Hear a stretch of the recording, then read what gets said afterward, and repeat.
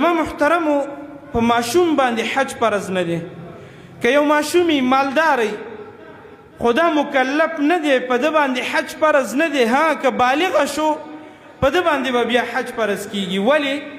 مخکې د بلوغت نه انسان مکلف نه وي، پوهیږي نه. دا هم د اسلام یو ښایسته او یو مزیداره خبره ده. که اسلام داسې ویلی وی چې ماشوم یو که غټ حج په فرض دی، نو څومره ګرانه خبره به وه. ګرانه ده که نه؟ نو دا د اسلام ښایست دی. اسلام وایي چې ماشومې ته مکلف نه یي، که ګناه کې الله دې ګناه نه لیکي، که نیکي کې الله دې نیکي لیکي، بلکې په دغه نیکۍ باندې ستا ته هم اجر الله درکوي، ستا مور او پلار ته هم درکوي. نو د دې وجې نه بلوغت دا د حج د فرضیت دپاره دریم شرط دی. ها که یو ماشوم حج کول وغواړي نو کوی شي، خو فرض په نه دی. ولې؟ مکلف نه دی. په ماشوم باندې مونځ فرض نه دی، په ماشوم باندې روژه نیول فرض نه دی، په ماشوم باندې زکات ورکول فرض نه دی. ولې؟ مکلف نه دی.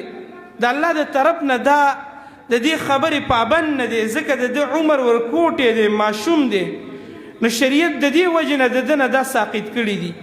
ها که یو ماشوم حج کول وغواړي نو بالکل یې کوی شي.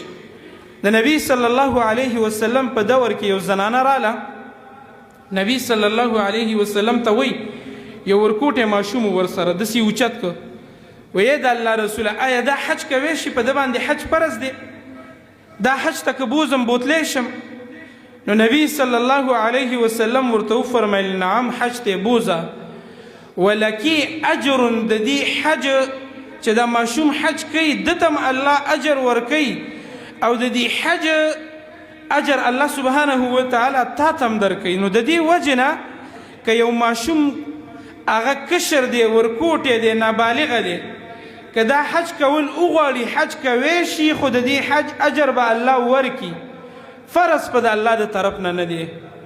دا وجه د زما محترمو دلته یو بله مسله م زده کوي، هغه دا هر کله چې ماشوم د مور او پلار نه ښایسته تربیت واخلي او مور او پلار په ځان کړولی د ده تربیت یې کړی، دا چې څومره نیک عملونه کوي الله په مور او پلار ته هم د دې اجر ورکوي.